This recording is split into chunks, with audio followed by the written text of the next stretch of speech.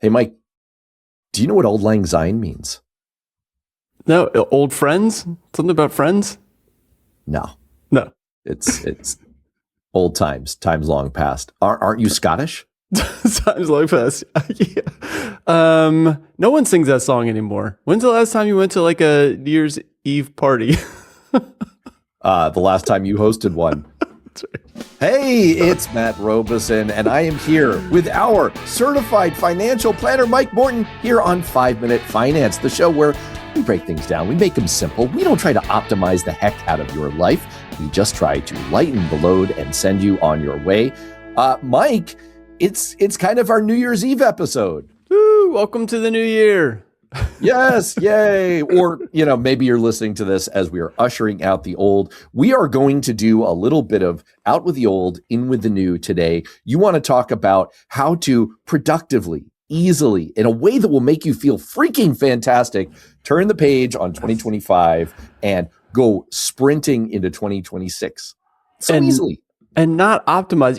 When you were saying that we don't try to optimize here, we're just trying to lighten the load. Like, we should maybe dig into that in one episode. Why would we not want to optimize? Optimizing is so much freaking hard work. That smacks of effort. Every time I see some online influencer saying, we're going to optimize, not even that word, like euphemisms for it. It's like, here's how to hack your way to a perfect bicep curl. It's like, fuck you, because this is insane. You make all your cash from doing bicep curls. I've been doing bicep curls for 30 years. I'm pretty sure that I could tweak it a little bit. I could experiment with things. But if I try to optimize like you are, it's a waste of time. Am I wrong? This is the whole idea behind your show, man. So yeah. I hope I'm not wrong about this. No, that's so good. Like, I think the point of the perfect bicep curl is to go do some bicep curls. I think that's it. I think that's all that matters.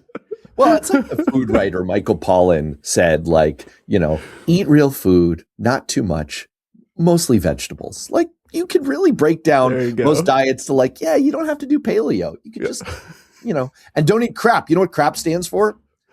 Calorie rich and processed. Is that the best acronym you've ever heard in your life? Oh, very good. No, it's not, because you're going to want to hang on for the rest of this episode, because we've got our traditional worth knowing segment and our one thing segment today in an unholy matrimony, where we're going to scrunch them together, and I will reveal the best acronym I've ever come up with today.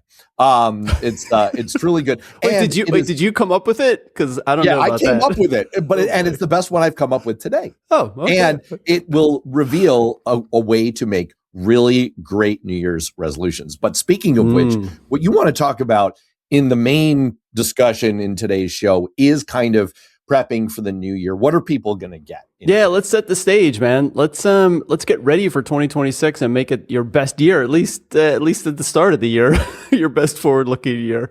And so we're going to go through 5 things that you can do to set the stage for 2026. Now, you don't have to do all 5 of these. It's not 5 things. It's like a grab bag. It's kind of like, does one of these speak to you? Is one of these kind of important? Go ahead and put a pin in it and say yeah, we're going to make that happen. And by getting something done right here at the start of the year, you're going to set the stage for the rest of the year. So what are the 5 things? 2026 intentions. What are your intentions for the year? Do you have a theme for the year? Are your emergency funds ready to go? Is cash dragging down your financial growth? Are your 529s, Roth IRAs, and savings accounts working for you? And do your portfolio still match your goals? All right. So all of these are on their own a single thing you could do relatively straightforwardly and quickly that will make your 2026 remarkably better. You got it.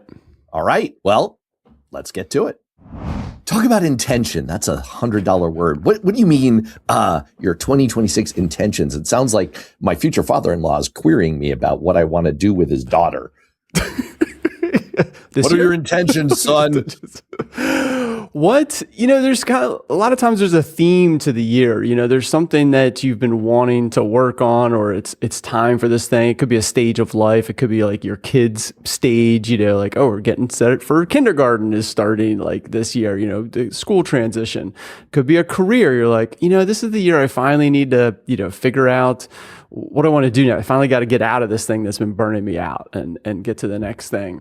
It could be, for me, it could be like the kids are getting ready for college. They're all in high school right now. All three of my kids are in high school.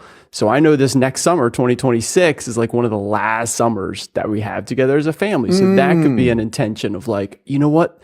There's one thing I want to do this year. It's like make the summer the best it can be for this kind of last summer. So when you look ahead at 2026, see if there's some kind of theme or idea or important step that you want to make sure you can accomplish kind of throughout this year.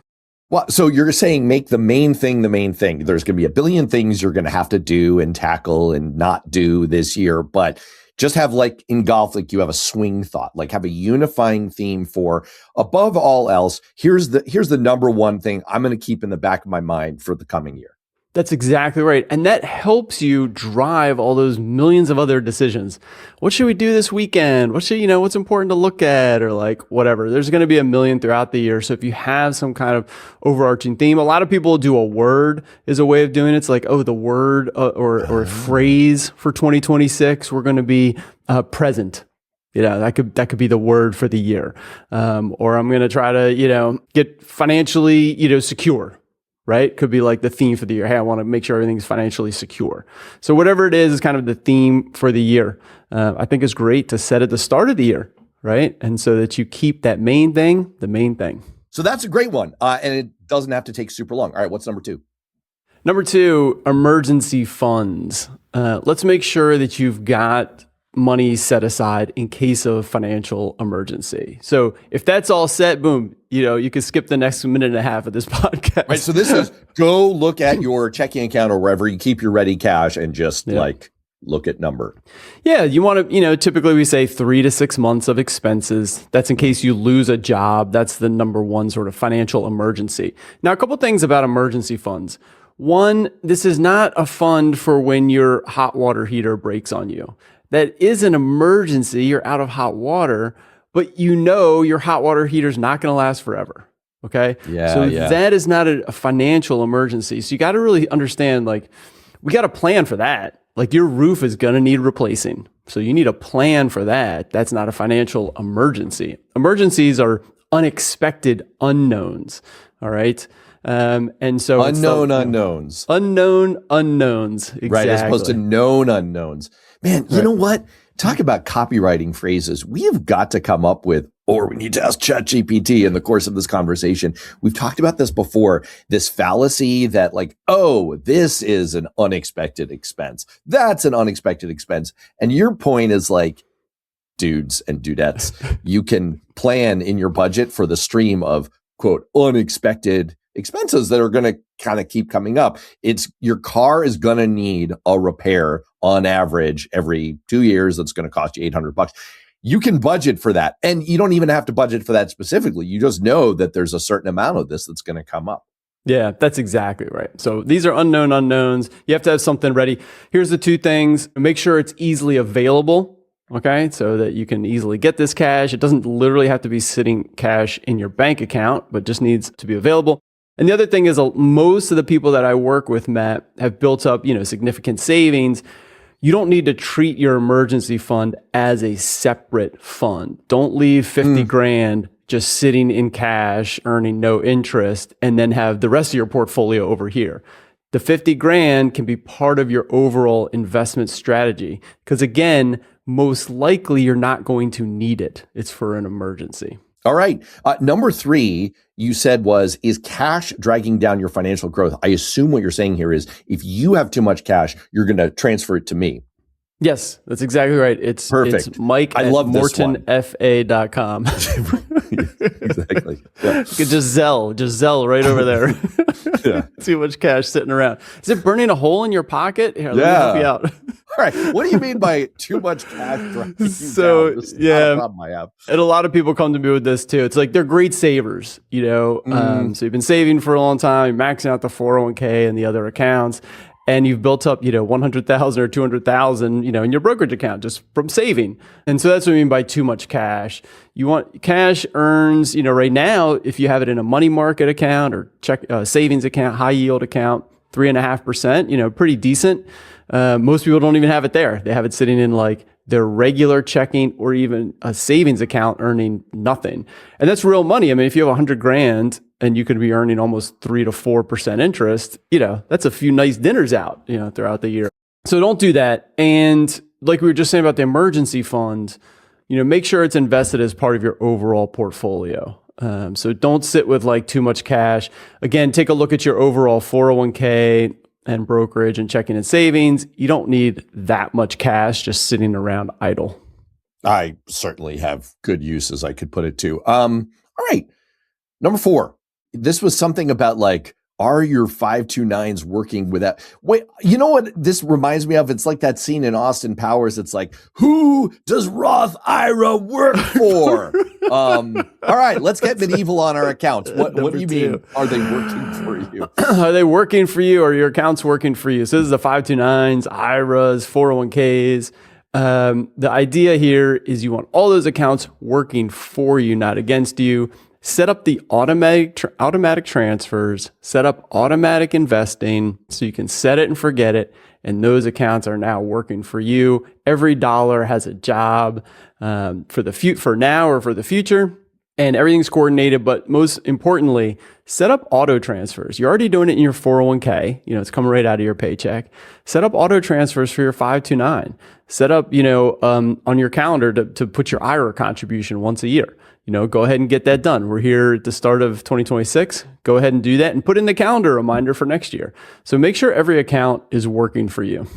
So just a 5-minute task this is the kind of thing where you could literally just like do a little checkup and just boom, automatic transfer and automatic investment. Boom, automatic transfer and automatic investment.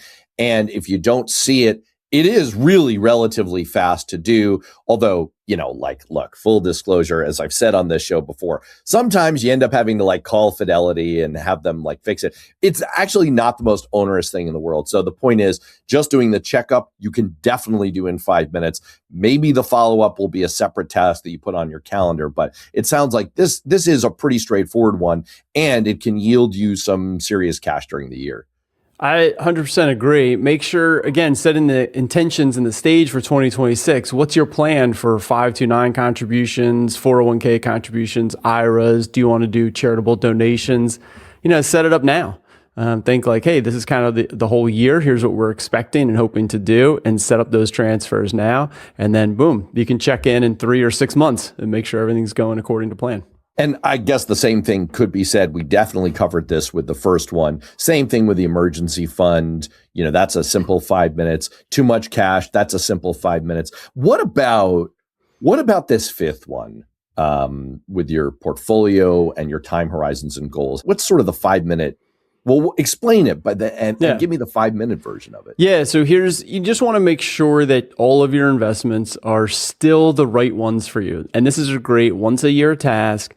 And if you're in the middle of your career and things are chugging along and the kids are going crazy and getting older and your brain is exploding from, soccer tournaments and summer camps, then yeah, you're probably fine. You set a target date fund and it's probably still good. So that's great.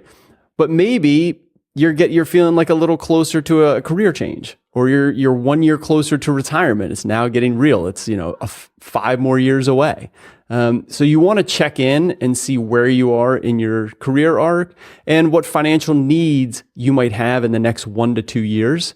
And make sure you have the money now. The stock market's been going great, gangbusters for a while. And so just, if you need to set aside money, rebalance, now's the time to check in. I want to try to loop this back as we kind of wrap up the 5-point list here. It sounds like item number 1 is general. It really could apply to your finances. It could apply to, your vacation, what you want to do with your family, what you want to do with your career, any of your personal goals, what's going to be the major dominant theme of your year, and kind of getting yourself mentally aligned around that. The other 4 are a little bit more financial. And it sure sounds to me like what you're telling people is don't have to do all of these. You could pick one. And chances are, if this has resonated with you and listening to it, there's an opportunity for some low-hanging fruit where you can make some money and you can check something off your list and feel like you've really taken care of it in a beneficial way. Yeah, 100%. I mean, there are 5-minute tasks for all 5 of these. And by just doing one of them, you're going to feel great. You're going to have conquered your day and set the stage for 2026. All right. And it's a great thing to do before New Year's, on your way to a New Year's party, when you're completely plastered after a New Year's party. All of those work. All of the above. Just be careful with rebalancing somewhere in there. Maybe be a little clear-headed for that one. Yeah, rebalancing is that's before New Year's Eve, not when you're walking the line with the cops. All right. I think that's it. With that, we're going to get to our unholy union of worth knowing and one thing. All right. So here's the game plan, Mike. We did not pregame this much. I think you have an inkling of where we're going with this. I've got no idea. Here's what I'd like to do. Well, now you know how I feel all the time. So here's what I'd like to do with this. I propose that we give the listeners and the viewers a little bit of kind of interesting history, and then we connect it to the idea of how to make an awesome New Year's resolution that you'll do and feel great about. Sound good? Let's do it. All right. So here's what I'm going to do. And I'm going to really try and keep this to like a minute. Oh, you got 1 minute, Matt. Come loosely. On. I looked up the history of New Year's resolutions. Did you know they started with the Babylonians? The Babylonians. The Babylonians? The Baba-freaking-lonians. I feel like I'm back in middle school. Yes. I feel like Nebuchadnezzar is about to come up. The Babylonians celebrated a 12-year New Year's festival called Akitu, in which they made promises to the gods, such as repaying debts or returning borrowed items, that were moral and social obligations to the community meant to curry divine favor.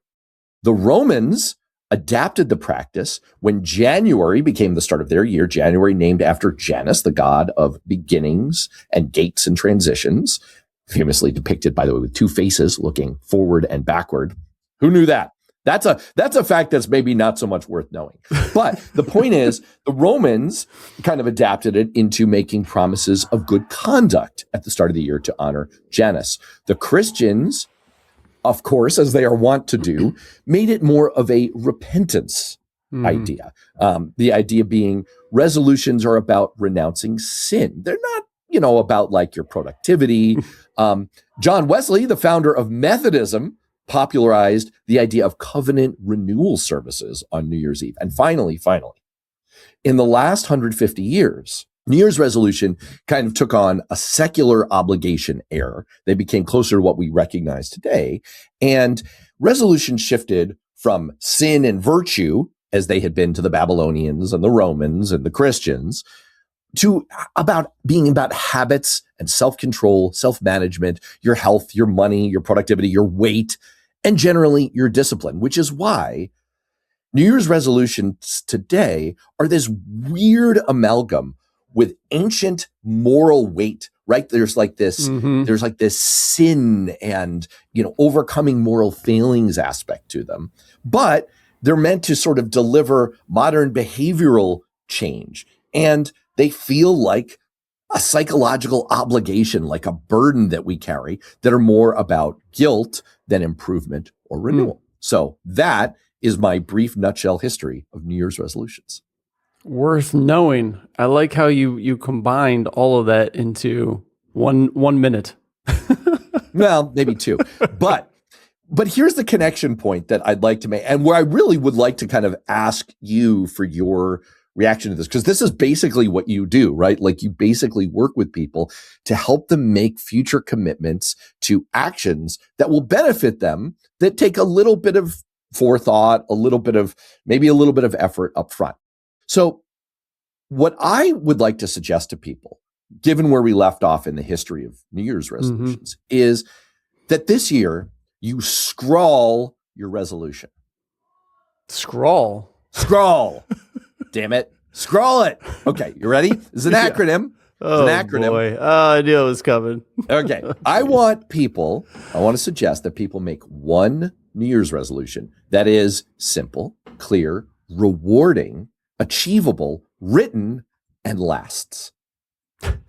I know that's a freaking lot to of things. remember. It's a lot to remember. So just scroll it. But my point is the average New Year's resolution lasts about 3.7 months. About a quarter of people quit in the first week, and about 40% give up within the first month. Only 9%, 1 out of every 11 people who make a New Year's resolution, keep it for the full year. And I think it's because we imbue our New Year's resolutions with so much moral weight and guilt. And it's like, oh, I'm finally going to lose weight, and I'm going to go to the gym every 5 minutes. And it becomes too much. It's too ambitious. And it's infused with like almost like a self-loathing. Keep it simple, keep it clear, make it rewarding.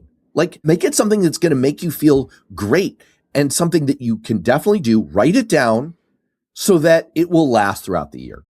Yeah, I love that. And especially some of those thoughts around keeping it simple and clear and flexible, and write it down so you remember it. And what I mean by flexible is don't be so rigid in what you are trying to accomplish in 2026. There's going to be ebbs and flows to the entire year. And the reason people fail is because they're too rigid with, hey, I've got to go to the gym 3 times a week. And as soon as you miss the 3rd time in the 3rd week, then you're done because your goal was 3 times a week. So now you failed, Whereas if your goal is, I'm going to work out more every month than I did in 2025. Then it's like you go a few times and you feel great. Hey, I'm working out. Right. So keep it simple, write it down, have a clear picture, and be flexible with your goal and how you're going to accomplish it, because life is going to keep coming at you. For Mike Morton, I'm Matt Robison. We will see you next time. Scroll it. Thanks for joining us on 5 Minute Finance. If you like what you heard, please subscribe to and rate the podcast. It makes a huge difference for my show. You want more? Find Morton FA on Substack. If you have a comment or question, please email pod@mortonfa.com. Until next time, thanks for tuning in. This recording is for informational purposes only and should not be considered for investment advice. Opinions expressed are as of the date of recording. Such opinions are subject to change. I cannot guarantee the accuracy or completeness of the data presented here.